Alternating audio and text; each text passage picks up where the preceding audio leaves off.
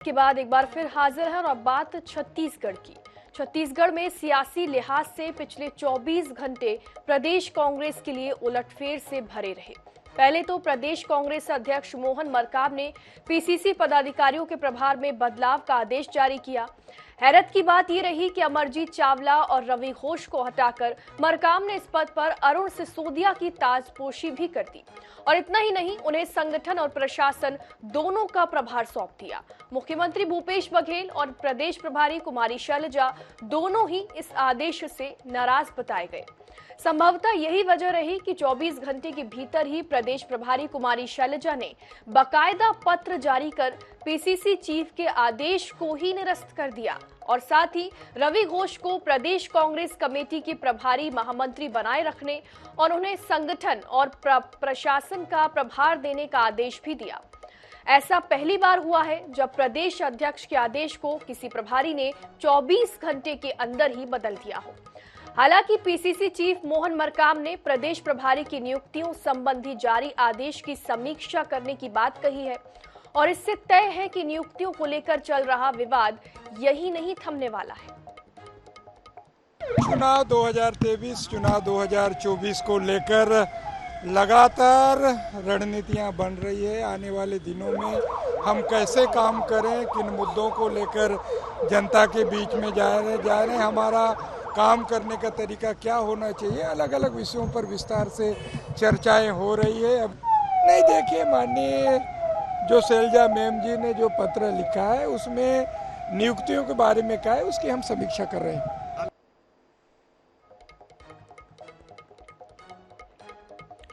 और इधर चुनावी साल में प्रदेश कांग्रेस में जबरदस्त हलचल देखी जा रही है। सत्ता और संगठन के बीच समन्वय कांग्रेस के लिए अभी भी चुनौती का विषय बना हुआ है। आलम यह है कि प्रदेश कांग्रेस अध्यक्ष अपनी टीम में बदलाव करते हैं और अगले ही दिन प्रदेश प्रभारी द्वारा नियुक्तियां रद्द कर दी जाती हैं। और इतना ही नहीं, रवि घोष को प्रभारी महामंत्री के तौर पर नियुक्त करने के आदेश भी जारी किए गए।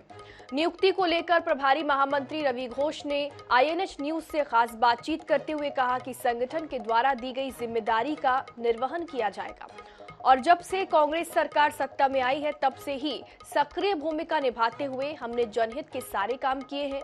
नवनियुक्त प्रभारी महामंत्री से खास बातचीत की हमारी सहयोगी मोनिका दुबे ने। साल ऐसे में जो राजनीतिक जो दल हैं लगातार सक्रिय नजर आ रहे हैं, संगठन में कई बड़े बदलाव नजर आ रहे हैं। इस वक्त हमारे साथ प्रभारी महामंत्री जिन्हें आज नियुक्त किया गया कुमारी शैलजा द्वारा, रवि घोष जी मौजूद है। तो हमारा सरकार जब से बना है, हम तो बनने के आधा घंटा बाद से सक्रिय हो गए।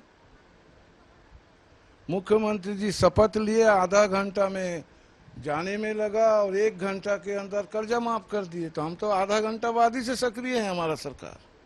और जो रचनात्मक ये राजनीति में हम हैं, अब हर बात को आप राजनीति में लेंगे वो अपने जगह है, लेकिन आप देखिए जितना भी हमने चुनावी घोषणा किया था, पूरे घोषणा हमने पूरा किया, ठीक है।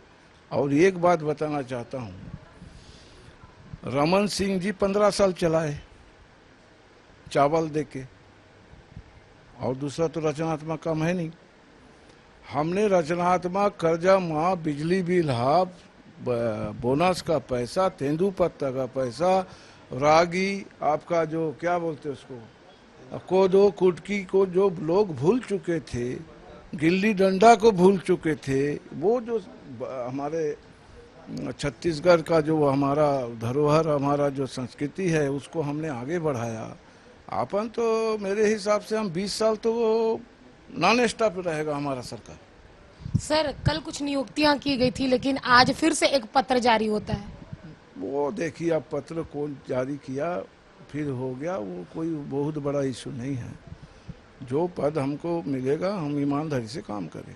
तो कांग्रेस एक तरफा जीतेगी ऐसा दावा किया जा रहा है और आज जारी किया गया है जो पत्र कुमारी सैलजा द्वारा, जिसमें रवि घोष जी को प्रभारी महामंत्री का पद दिया गया। संगठन ने एक बड़ी जिम्मेदारी चुनाव के कुछ ही समय पहले सौंपी है और देखने वाली बात यह होगी कि संगठन ने जो भरोसा जताया है और क्या कुछ खास नए बदलाव कांग्रेस के संगठन में देखने को मिलते हैं और 2023 वर्ष चुनाव को लेकर क्या कुछ नई रणनीति जो है वह बनाई जाती है। कैमरामैन रिजवान कुरैशी के साथ मोनिका दुबे, आई-न्यूज़ 24x7 रायपुर।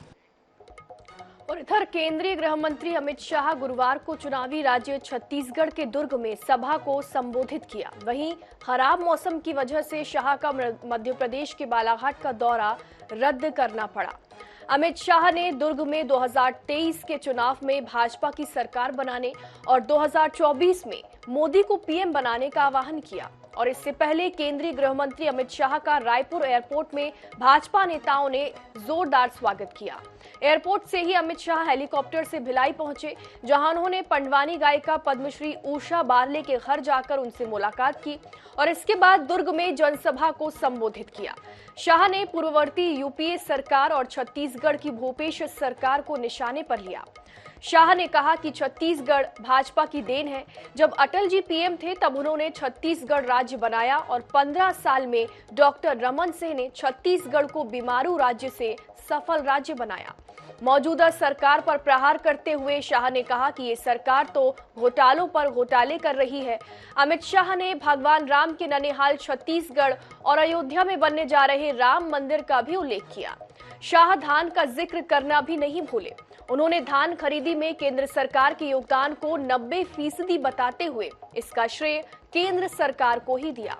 शाह अपने अंदाज से विपक्षी एकता में जुटे दलों को भी संदेश दे गए। आज मैं आपको बताना चाहता हूं, मोदी जी ने लगभग 61 लाख टन चावल मतलब 92 लाख मैट्रिक टन धान खरीदने का काम किया है और 74,000 करोड़ रुपया 74,000 करोड़ रुपया नरेंद्र मोदी जी ने भेजा है। छत्तीसगढ़ सरकार ने कितना दिया? 12,600 करोड़ रुपया। मुझे बताओ भाई, 74,000 करोड़ ज्यादा है या 12,000 करोड़ रुपया? जोर से बोलो। तो किसने किसानों का चावल खरीदा? नरेंद्र मोदी सरकार ने खरीदा है। ये झूठ बघेल जी बोलना बंद करे। 90% पैसा नरेंद्र मोदी सरकार ने दिया है। 92 लाख टन धान नरेंद्र मोदी सरकार ने खरा है।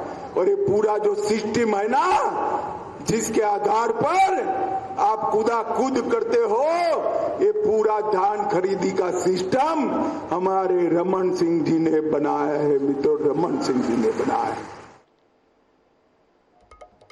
उनकी सरकार 10 साल चली, घपले, घोटाले, भ्रष्टाचार, ढेर सारे घोटाले बाहर आए।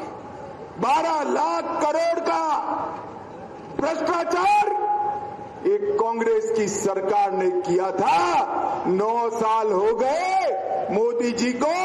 हमारे सामने विपक्ष भी भ्रष्टाचार आरोप नहीं लगा सकता। मोदी जी ने पारदर्शी सरकार चलाई।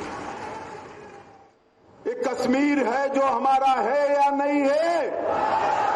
अरे जोर से अंत तक बोलो, है या नहीं है? धारा 370 हटनी चाहिए थी या नहीं हटनी चाहिए थी? कांग्रेस वालों ने 70 साल से अपनी गोदी में धारा 370 जैसे बच्चा बिठाया हो, इसको सहला कर संभाला था। मोदी जी को छत्तीसगढ़ की जनता ने दूसरी बार प्रधानमंत्री बनाया। 5 अगस्त 2019 को मोदी जी ने धारा 370 को समाप्त कर दिया। और जब धारा 370 हटी, एक कांग्रेस पार्टी वाले राहुल बाबा के नेतृत्व में सारे के सारे कहते थे, मत हटाओ, मत हटाओ। मैं ही बिल लेकर गया था। मैंने कहा क्यों न हटाए भाई, तो उन्होंने कहा कश्मीर में खून की नदियां बह जाए। राहुल बाबा, धारा 370 हट गई, खून की नदियां छोड़िए, कंकर चलाने की किसी की हिम्मत नहीं हुई है। कंकर चला 70 साल से बाबर ने जब से तोड़ा, एक कांग्रेस राम मंदिर को लटका रही थी, भटका रही थी, अटका रही थी। मोदी जी ने एक दिन सुबह जाकर राम मंदिर का भूमि पूजन कर दिया। और युवाओं, टिकट तैयार रखना, जनवरी में राम मंदिर का अंदर राम लल्ला के दर्शन होने वाले। 70 साल तक अपनी वोट बैंक संभालने के लिए प्रभु श्री राम का अन्याय करने का काम एक कांग्रेस सरकार ने किया है। और नरेंद्र मोदी जी ने प्रभु श्री राम को सम्मान के साथ उसी स्थान पर जहां प्रभु श्री राम का जन्म हुआ था, वहां भव्य मंदिर स्थापित कर सम्मान के साथ बिठाने का काम नरेंद्र मोदी जी ने किया है। अभी G7 में मोदी जी गए थे, आज भी अमेरिका में उनके कार्यक्रम चल ही रहे हैं। G7 में ढेर सारे देश के राष्ट्राध्यक्ष कोई अपॉइंटमेंट मांगता है, कोई ऑटोग्राफ लेता है, और अफ्रीका में तो किसी ने मोदी जी के पैर भी छू लिए। और जहां जहां गए मोदी मोदी मोदी मोदी मोदी मोदी के नारे लगते हैं। इस देश का प्रधानमंत्री कौन बनेगा? जरा जोर से बोलो, कौन बनेगा? जरा जोर से बोलो, कौन बनेगा? 2023 में छत्तीसगढ़ में किसकी सरकार बनेगी? जोर से बोलो, किसकी सरकार बनेगी? छत्तीसगढ़ में पूर्ण बहुमत की सरकार बनाओगे? जोर से बोलो, हाथ उठाकर बनाओगे? कमल के निशान पर बटन दबाओगे? आज मैं आपको बताना चाहता हूं, मोदी जी ने लगभग 61 लाख टन चावल, मतलब 92 लाख मैट्रिक टन धान खरीदने का काम किया है। और 74,000 करोड़ रुपया, 74,000 करोड़ रुपया नरेंद्र मोदी जी ने भेजा है। छत्तीसगढ़ सरकार ने कितना दिया? 12,600 करोड़ रुपया। मुझे बताओ भाई, 74,000 करोड़ ज्यादा है या 12,000 करोड़ रुपया? जोर से बोलो। तो किसने किसानों का चावल खरीदा? नरेंद्र मोदी सरकार ने खरीदा है। ये झूठ बघेल जी बोलना बंद करे। 90% पैसा नरेंद्र मोदी सरकार ने दिया है। 92 लाख टन धान नरेंद्र मोदी सरकार ने खड़ा है। और ये पूरा जो सिस्टम है ना, जिसके आधार पर आप कूद करते हो, ये पूरा धान खरीदी का सिस्टम हमारे रमन सिंह जी ने बनाया है। मित्रों, रमन सिंह जी ने बनाया है। भाटागांव स्थित अंतर्राज्यीय बस स्टैंड में पार्किंग ठेकेदार का मामला एक बार फिर विवादों में है। हैरत की बात यह है कि बस संचालकों, ऑपरेटर, एजेंट और दुकानदारों ने पार्किंग ठेकेदार के साथ ही निगम अधिकारियों पर मिली भगत के गंभीर आरोप लगाए हैं। आरोप है कि दुकानें सील की जा रही हैं और दुकानें तोड़ी भी जा रही हैं, और ये सब पार्किंग ठेकेदार के इशारे पर हो रहा है। देखिए खास रिपोर्ट। दुकानों को तोड़े जाने की जानकारी मिलने पर निगम में उपनेता प्रतिपक्ष मनोज वर्मा ने नाराजगी जाहिर की है और जल्द ही इस मामले में सड़क पर उतरकर लड़ाई लड़ने का ऐलान किया है। अंतर्राज्यीय बस स्टैंड में पार्किंग ठेका निरस्त करने का आदेश महापौर एजाज ढेबर ने दिया था। करीब 1.5 महीना पहले सारी अव्यवस्थाओं की पोल जब खुली, इसकी जांच हुई और प्रमाणित हो गया कि यहाँ पर जो है पार्किंग ठेकेदार के गुर्गे गुंडागर्दी कर रहे हैं। इसके बाद महापौर ने साफ कहा था कि मैंने आदेश दे दिया है कि पार्किंग का ठेका निरस्त हो और महिला स्व सहायता समूह को यह ठेका दिया जाएगा। लेकिन आज भी जो है जो पार्किंग तब चला रहा था ठेकेदार, उसी के गुर्गे आज भी इस पार्किंग का संचालन कर रहा है और इसी प्रकार से गुंडागर्दी कर रहे हैं। अभी हमारे साथ निगम में उप नेता प्रतिपक्ष भी हैं, मनोज वर्मा वे भी हैं, हम उनसे भी बात कर लेते हैं। ये लगातार यहाँ पर गुंडागर्दी की शिकायत थी, पार्किंग ठेका निरस्त करने की बात खुद महापौर कह चुके हैं, लेकिन निरस्त नहीं हो पा रहा है, क्या कारण है? जब से बस स्टैंड यहाँ पे खुला है तब से यहाँ पे जब भी पार्किंग की ठेकादारी हुई है या फिर जो अंदर का स्टैंड का ठेका हुआ है और जो बस के आने जाने का नाका का ठेका हुआ है, हर बार समस्याएं इसी को लेकर के आती है। जनता की शिकायत स्टैंड को लेकर के है, नाके को लेकर के, ना कि आसपास में जो ट्रेवल्स खुले हैं उसको लेकर के। आसपास के स्थानीय लोगों को आप रोजी रोटी नहीं दे पा रहे हैं, दुकानें खोल करके बना करके बैठे, उनको दुकानें नहीं दे पा रहे हैं, तो लोग जाएंगे कहाँ? आपने बात की थी, प्रशासनिक अधिकारियों ने बात की थी, स्थानीय लोगों को मौका दिया जाएगा दुकानदारों, अभी तक उनको दुकान नहीं दिया गया। पूरे शहर का जनप्रतिनिधि हूँ क्योंकि उपनेता प्रतिपक्ष होता हूँ मैं, और कहीं भी अनियमितताएं होंगी वहाँ पे मैं बोलने आऊँगा। आज यहाँ पे बस स्टैंड के सामने मैं बोलने आया, इसका मतलब ये नहीं कि मैं यहाँ का स्थानीय नेता हूँ। यहाँ पे स्थानीय लोगों को रोजी रोजगार दे दे, हम बिना वजह के नेतागिरी क्यों करेंगे? यहाँ पे उनको रोजी नहीं दे पा रहे हैं लोग, और यदि हम आते हैं तो इन लोग बोलते हैं कि मनोज वर्मा यहाँ नेतागिरी करता है। भाई आप स्थानीय लोगों को यहाँ पे रोजी रोटी दे दें, हम क्यों चिल्लाने बोलने आएंगे? वहीं बस स्टैंड के बुकिंग एजेंट और दुकानदारों ने आरोप लगाया है कि बस स्टैंड ठेकेदार के इशारे पर निगम अधिकारी काम कर रहे हैं और महापौर के आदेश का पालन भी नहीं कर रहे हैं। जो पब्लिक के बैठने की जगह है वो बैठने के लायक बनाया जाए। जो पब्लिक, हम थोड़ी बोल रहे हैं, हमारे हिसाब से जो पुराना नक्शा है उस हिसाब से करे बस स्टैंड को। महापौर जी ने इतनी बड़ी MIC की बैठक के बाद उन्होंने घोषणा की कि अनवर अली का ठेका निरस्त किया जाता है। आज 1.5 महीने हो गए, हमारे को ये समझ में नहीं आ रहा कि पार्किंग उसी के नाम से अभी तक क्यों चल रहा है। और दूसरी चीज, मेरे आज भी पार्किंग वही अव्यवस्था है, वही वसूली की जा रही है, 5 की जगह 10 रुपए, 10 की जगह 20 रुपए, उसके अलावा वही दुर्व्यवहार किया जा रहा है। तो हम ये महापौर जी से पूछना चाह रहे हैं कि आपकी घोषणा का क्या अधिकारियों के ऊपर प्रभाव नहीं पड़ रहा है कि अधिकारियों से इसकी अनवर अली की मिली भगत है या उसने अनवर अली ने अधिकारियों को खरीद लिया है? भैया पार्किंग का तो देखिए ऐसा जैसे भी चल रहा है वो अपने हिसाब से चला रहे हैं, पर जिस टाइप से आवागमन में इतना दिक्कत डाल रहे हैं, सारा चीज अपने हिसाब से यूज कर रहे हैं, अपने फायदे के लिए सब बना रहे हैं, सबको तकलीफ दे रहे हैं। बहरहाल अंतर्राज्यीय बस स्टैंड में पार्किंग ठेकेदार के साथ ही निगम की मिलीभगत के आरोपों ने यह तो साफ कर दिया है कि मामला वाकई गंभीर है। महापौर के आदेश के बावजूद ठेकेदार की मनमानी कई सवाल खड़े कर रही है।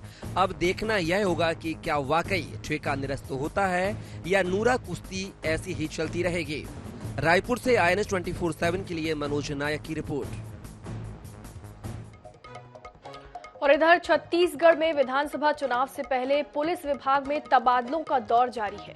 बीते दिनों चुनाव आयोग ने बैठक लेकर निर्देश दिया था कि 30 जून तक अनिवार्य रूप से ऐसे अधिकारियों के तबादले कर दिए जाएं जिनके एक ही जिले में पदस्थापना के 3 साल हो चुके हैं। और इसी कड़ी में मंगलवार को 146 निरीक्षकों और 16 रक्षित निरीक्षकों के तबादला आदेश जारी किए गए।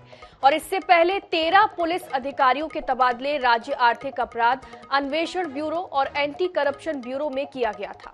और अब सबकी निगाह सब इंस्पेक्टर के ट्रांसफर लिस्ट पर है। संभावना जताई जा रही है कि जल्द ही इनकी सूची भी आ सकती है। तो पुलिस विभाग में तबादलों का दौर जारी है और जल्द ही सब इंस्पेक्टर के ट्रांसफर भी हो सकते हैं। चुनाव आयोग ने तबादले के निर्देश दिए थे और इसी के चलते पुलिस विभाग में तबादलों का दौर अब शुरू हो चुका है और सब इंस्पेक्टर के तबादलों की सूची भी आ सकती है। ऐसे कयास लगाए जा रहे हैं।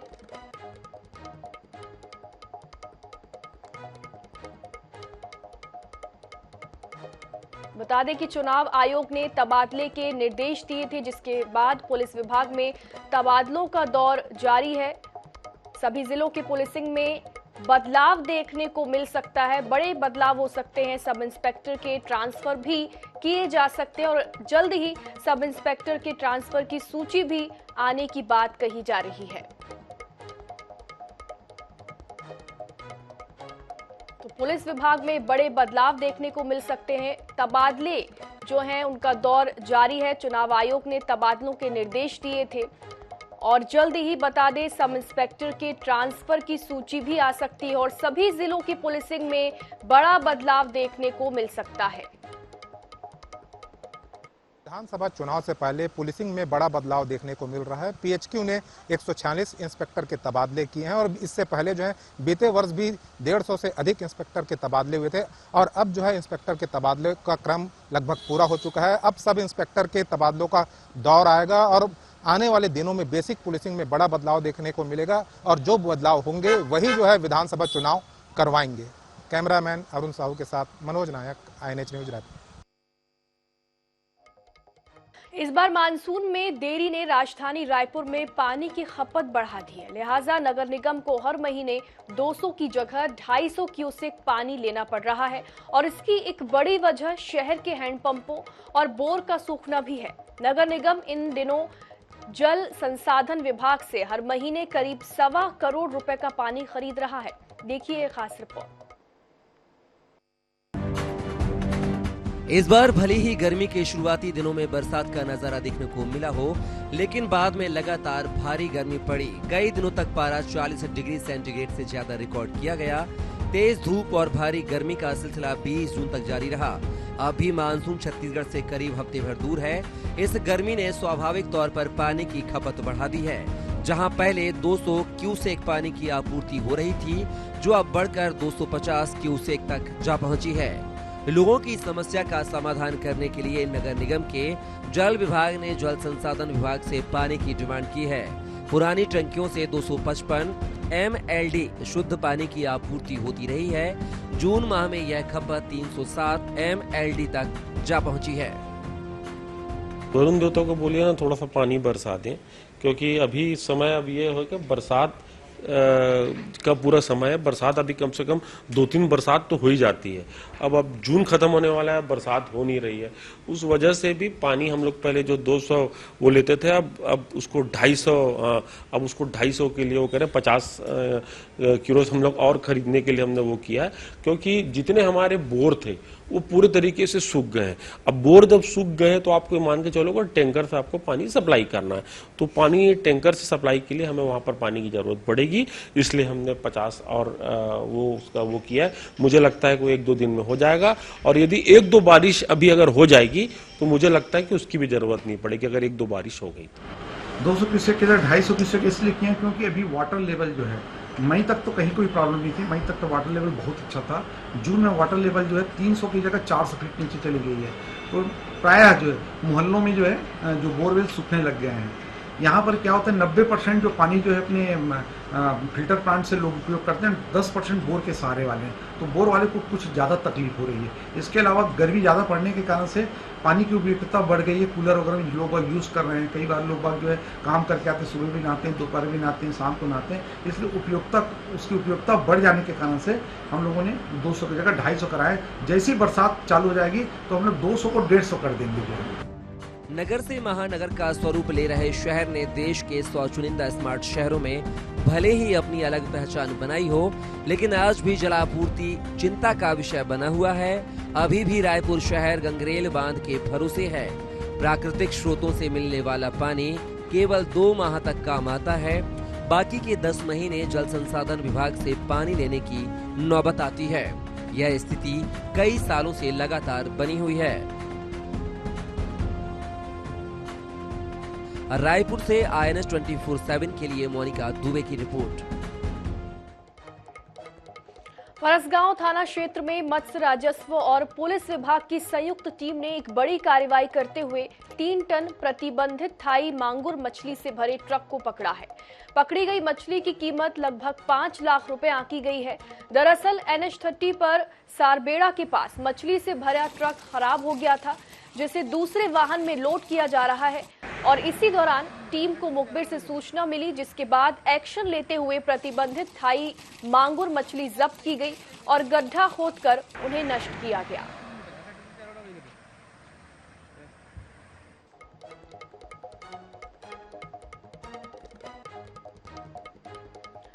तो फरसगांव थाना क्षेत्र का ये पूरा मामला बताया जा रहा है, जहां पर प्रतिबंधित थाई मांगुर मछली से भरे ट्रक को पुलिस ने यहां पर जब्त किया है। मत्स्य राजस्व और पुलिस विभाग ने ये पूरी कार्रवाई की है।